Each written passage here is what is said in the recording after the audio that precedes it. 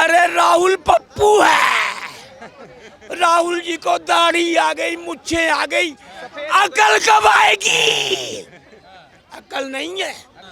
मैं आपको कोरे कागज पर लिख के दे सकता हूँ 350 से 400 सीटें मोदी जी की आएंगी। आप चैनल कैमरा घुमा के देखिए, सारा युवा खुश है। सब ये लोग रोजगार नहीं है, 2 करोड़ रोजगार, 2 करोड़ रोजगार, सिलेंडर महंगा, महंगाई।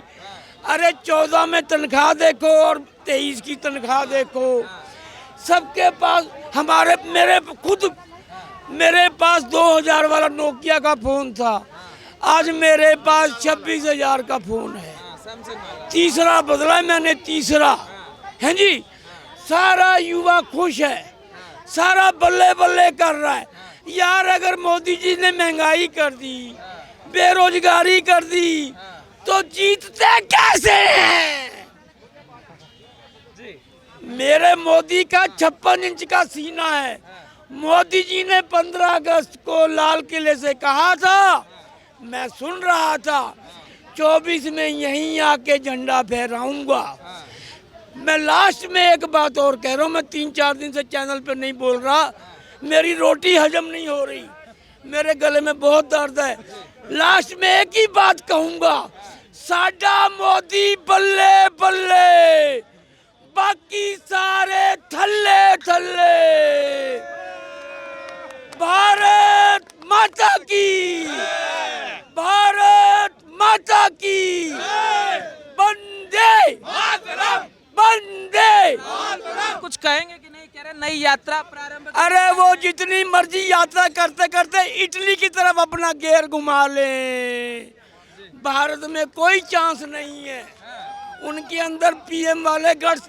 यार मोदी जी के काम देखो ना, मोदी जी जब बाहर जाते हैं बाइडन भी पीछे खड़ा होता है, पुतिन भी सलाह मांगता है, यूक्रेन वाला कहता है मोदी जी मेरा युद्ध बंद करवा दो। मोदी जी ऐसा शख्स है, अगर 20 साल पहले प्रधानमंत्री ये आ जाते, अभी तो 10 साल हुए हैं, अगर 10-15 साल और पहले आ जाते, गुजरात के सीएम की जगह दिल्ली के पीएम होते, आज मेरा देश और ऊंचाइयों पे होता। मैं 70 साल में सीनियर सिटीजन हूँ, मैंने 50 साल कांग्रेस का राज देखा। जवाहरलाल नेहरू से लेके मनमोहन सिंह जी तक प्रधानमंत्री सारे देखे। जो मोदी जी के टाइम पे युवा खुश है, कांग्रेस के टाइम पे मैंने इन आंखों से नहीं देखा। आपने राहुल को भी तो नहीं देखा अभी तक। अरे राहुल पप्पू है। राहुल जी को दाढ़ी आ गई, मुच्छें आ गई, अकल कब आएगी? अकल नहीं है।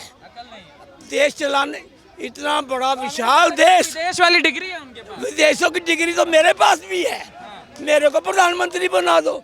फर्जी डिग्री है सब। कॉलेज में तो जाते नहीं थे, कॉलेज में कहाँ इन्होंने पूरी अटेंडेंस लगाई है? आप देखिए, खोज करिए, इन्होंने पूरी अटेंडेंस नहीं लगाई। जितने युवा मांगते हैं रोजगार दो रोजगार दो, इनके पास फर्जी डिग्री है। जिनके पास सही महीनों में जिन्होंने पढ़ाई की है, कोई 1 लाख रुपया महीना, कोई 2 लाख रुपया महीना, 2-2.5 गुड़गांव में, नोएडा में सैलरी ले रहे हैं। काम करने वाले के लिए काम की कमी नहीं है। जिस तुम कह रहे कमजोर प्रधानमंत्री है, संसद को सुरक्षित नहीं रख पा रहे, देश को सुरक्षित नहीं रख पा रहे, राहुल जी जैसा चाहिए एक ताकतवर प्रधानमंत्री। अगर कमजोर होते ना तो इस तरह अंदर घुस के नहीं मारते। चाइना देख लो, अंदर छुप के बिल में बैठा हुआ है, जो रोज हमें तंग करता था। ये सारे तो डरे हुए हैं मोदी जी से। मोदी जी जैसा ना कोई हुआ है ना कोई होगा। मैं तो कहता हूँ मेरी उम्र भी मोदी जी को लग जाए। लालू जी कह रहे उखाड़ देंगे सत्ता से। अरे लालू जी नहीं कुछ कर सकता, कोई कुछ नहीं कर सकता। जब तक युवा वर्ग, भारत की 140 करोड़ जनता बच्चा बच्चा मोदी जी के साथ है। मैंने तो आपसे एक ही बात कही है, क्यों पड़े हो चक्कर में, कोई नहीं है टक्कर में। मोदी जी के लिए वर्ल्ड में कोई मुकाबले का लीडर नहीं है, जितना इनका दिमाग चलता है। मैं लास्ट में यही कहूँगा, साडा मोदी बल्ले बल्ले, बाकी सारे थल्ले थल्ले, इनके मुकाबले कोई नहीं। अभी आपने लालू की बात करी, भैया ये वही लालू है जिसको अभी पूछ लोगे ना अखिलेश की स्पेलिंग क्या है, नहीं बता पाएंगे। तेजस्वी की स्पेलिंग पूछ लोगे, नहीं बता पाएंगे। तेज प्रताप यादव की स्पेलिंग पूछ लोगे, नहीं बता पाओगे। लगभग वो कब्र में जाने की उनकी उम्र हो चुकी है, आधा लटक गए हैं, उसके बाद भी उनको प्रधानमंत्री बनना है। सुनिए सर, हिम्मत रखिए। उसके बाद आपने बात की राहुल गांधी की, ये वही लोग हैं जो बोलेंगे भैया हमारा मुख्य प्रधानमंत्री जो है, मुखिया जो है वो अनपढ़ गवार है, और उसके बाद यही लोग वो भी बोलेंगे कि भैया ईवीएम हैक कर दिया है। अरे तो इन मूर्खों से मैं ये पूछना चाहूंगा कि राहुल गांधी जी इतने पढ़े लिखे हैं और हमारा मोदी अगर इतना ही अनपढ़ है, तो एक अनपढ़ ईवीएम हैक कर ले रहा है और एक पढ़ा लिखा आदमी ईवीएम हैक नहीं कर पा रहा है, तो ये तो इनका लॉजिक है। और बात रही पढ़े लिखे की ना भैया, तो ऑक्सफोर्ड और हार्वर्ड से इमरान खान भी पढ़ा था। पाकिस्तान के क्या हालत हुए दुनिया ने देख लिया। ऑक्सफोर्ड से और हार्वर्ड से पढ़ के आया था हमारा व्लादिमीर जेलेस्की, वो तो पूरे यूक्रेन के साथ कॉमेडी कर गया, आज यूक्रेन अस्तित्व से निकलने गया। तो भैया हमने 2 पढ़े लिखे बहुत प्रधानमंत्री देख लिए, हमें अब तीसरा पढ़ा लिखा राहुल गांधी नहीं देखना सर। हम अपने अनपढ़ मोदी से खुश है। जो अनपढ़ आदमी 10वें नंबर से 4थे नंबर की अर्थव्यवस्था बना दे, जो अनपढ़ आदमी के सामने पूरी दुनिया झुक जाए, जो अनपढ़ आदमी के सामने बड़े बड़े अमेरिका जैसे जो कल तक भारत को आंख दिखाते थे, आज वो लोग भारत के पैरों में देख रहे हैं भैया। तो हमें ऐसा ही अनपढ़ प्रधानमंत्री चाहिए। मोदी जी अनपढ़ नहीं है, दुनिया में सबसे ज्यादा पढ़े लिखा बंदा कोई है वो एक ही है, मेरा मोदी। राहुल जी कह रहे युवा सिर्फ फोन चला रहे, नौकरी नहीं मिल पा रही। मैंने तो उनको रील देखते हुए देखा है, वीडियो बैठे हुए। जो आदमी खुद देश के उपराष्ट्रपति का वीडियो बना रहा है और बोलता है कि मैंने रिलीज नहीं किया है, उस आदमी से आप क्या उम्मीद करते हो? और भाई जैसा बता रहा था, पढ़े लिखे, देखो पढ़े लिखे होने का मतलब ये नहीं हुआ। अगर एक बात बताओ, मैं आपसे पूछना चाहता हूं, क्या पढ़े लिखे होने का ये मतलब है कि आए दिन अपनी डिग्री दिखा दिखा के देश में प्रधानमंत्री को गाली दो, आए दिन देश का अपमान करो, देश के खिलाफ जहर उगलो? ये पढ़ाई का मतलब हुआ? पढ़ाई का मतलब होता है संयम होना। पढ़ाई का मतलब हुआ किसी राजनीतिक पार्टी का विरोध करो, प्रधानमंत्री और राष्ट्रपति के पद का गरिमा का मान रखो, ये पढ़ाई का मतलब हुआ।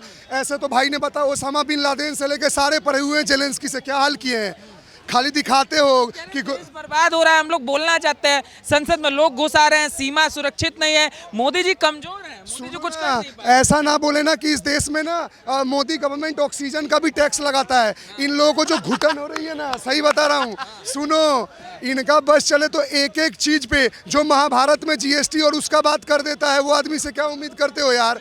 एक बात बताओ, आप क्या एजुकेशन का सिंबल सेट करते हो?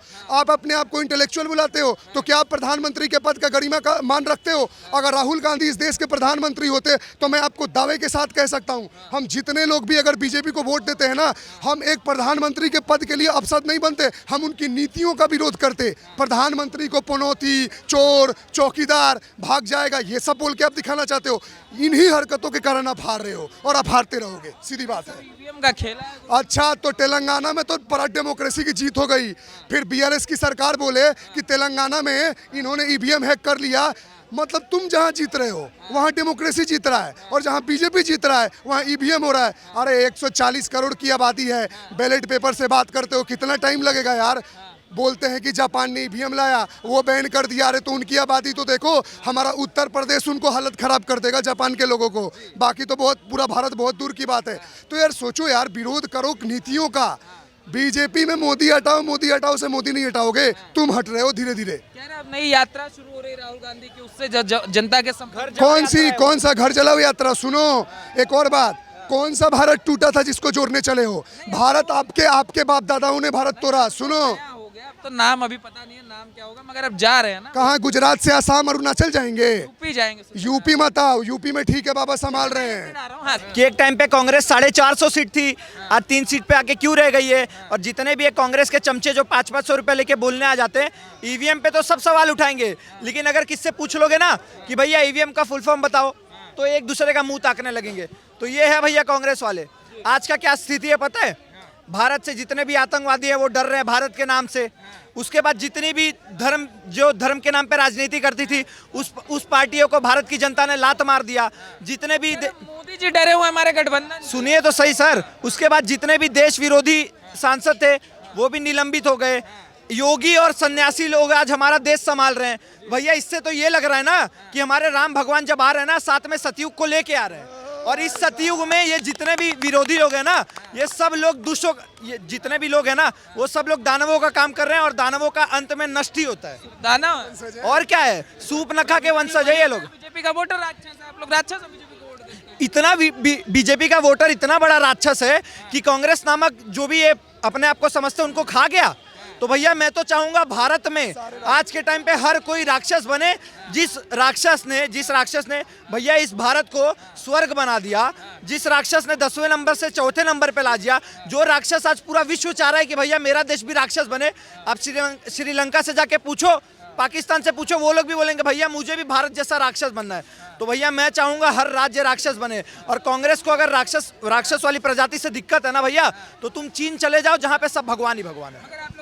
योगी कर तेजस्वी जी कहे क्या विकास भाई, यूपी वाला हमारे यहाँ नौकरी कर रहा है, हम लोग तो मॉडल बना। तेजस्वी अपना देखे, जैसे बलिया क्रॉस करोगे ना रोड से, आंख में पट्टी बांध लो और बलिया सीधे गाजियाबाद से बैठो हाईवे पे, और जैसे घुसोगे ना रोड बता देगा एंट्री कर लिए हो उनके राज्य में।